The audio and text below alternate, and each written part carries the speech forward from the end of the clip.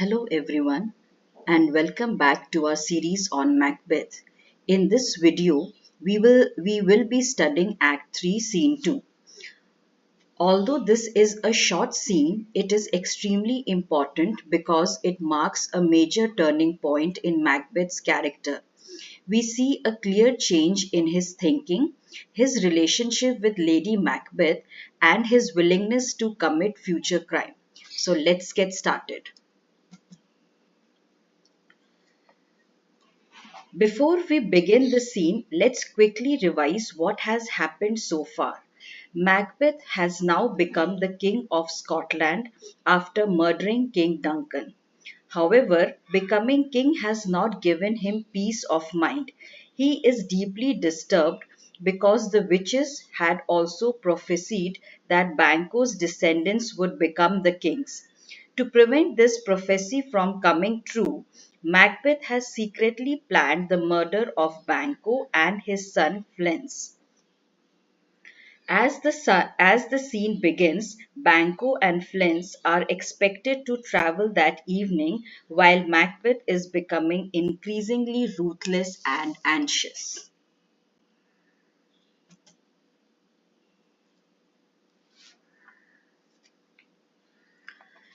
There are only three main characters in this scene. First, we have Macbeth, who is now consumed by fear and insecurity. Second, Lady Macbeth, who notices that her husband is deeply troubled and tries to comfort him. Third, character is the servant who appears briefly and carries out Macbeth's instructions. What happens in this scene? Let's now understand the sequence of events in this scene. Lady Macbeth notices that Macbeth seems worried and unhappy. She advises him not to keep thinking about the past because nothing can be changed now. Macbeth, however, refuses to share his plans with her. He keeps his intentions completely secret. He then calls upon darkness to hide the terrible crime that is about to be committed. Finally, Macbeth and Lady Macbeth leave to attend the royal banquet while Macbeth's secret plan continues in the background. Lady Macbeth's concern. Lady Macbeth tries to calm Macbeth by saying, "Things without all remedy should be without regard." By this, she means that what has already happened cannot be changed, so there is no point in worrying about it. She wants Macbeth to stop thinking about Duncan's murder, remain cheerful, and behave normally, especially because they are about to host a royal banquet. Unlike earlier in the play, Lady Macbeth now appears more practical than ambitious. She wants peace of mind, whereas Macbeth's fears continue to grow. Macbeth's anxiety. Macbeth's reply shows just how disturbed he has become. He says, "Oh, full of scorpions in my mind, dear wife." The image of scorpions suggests that his mind is full of painful and poisonous thoughts. Although he has achieved his ambition of becoming king, he cannot enjoy his success. His greatest fear is Banquo and his son Fleance because they represent the witches' prophecy. Instead of feeling secure, Macbeth is constantly haunted by fear and suspicion. A change in their relationship. This scene also shows a significant change in the relationship between Macbeth and Lady Macbeth. Earlier in the play, Macbeth shared all his thoughts with sorry with his wife and depended on her advice before murdering Duncan. Now the situation is completely different. Macbeth hides his plan from Lady Macbeth and even asks her not to question him. This shows that he has started making decisions on his own. Their partnership is slowly weakening and Macbeth is becoming increasingly independent. Darkness as a symbol. One of the most important symbols in this scene is darkness. Macbeth says, "Come, sealing night." Here he calls upon the darkness of night to hide the terrible crime that is about to take place.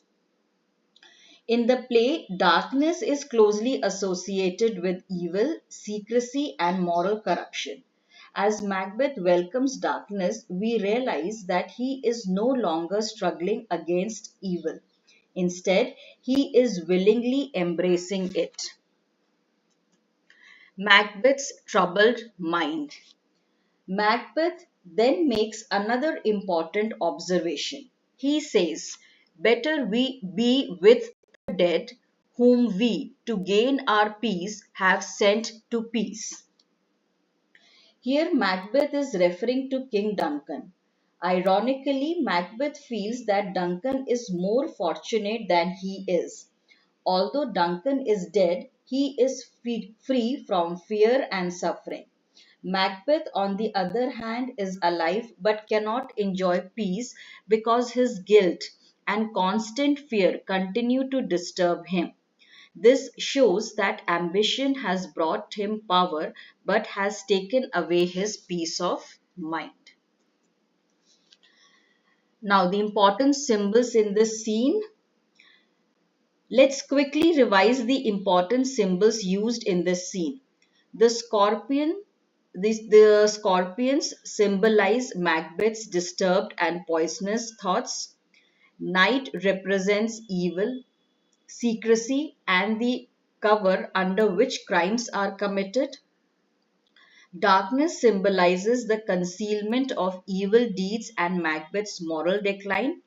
Finally, sleep represents peace and innocence. Macbeth can no longer enjoy peaceful sleep because his guilty conscience constantly troubles him. These symbols help Shakespeare reveal Macbeth's psychological condition without describing it directly. Macbeth's transformation. Act 3, Scene 2 clearly marks a turning point in Macbeth's character. Earlier, he depended heavily on Lady Macbeth for courage and guidance. Now he plans crimes independently. Fear has taken complete control of his mind, and instead of resisting evil, he chooses to embrace it. This is an important stage in Macbeth's downfall. He is no longer committing crimes because someone else persuades him. He is now acting on his own, driven by fear, ambition, and insecurity. With this, we come to the end of Act 3, Scene 2. In the next scene, we will see the consequences of Macbeth's secret plan. Thank you, girls and boys. And you can, in the description box, you will see links to the practice question. So you can go through the questions, frame your own answers. In case of any difficulty, please write in the comment box and I shall reach out to you. Thank you. Have a great day. Bye bye.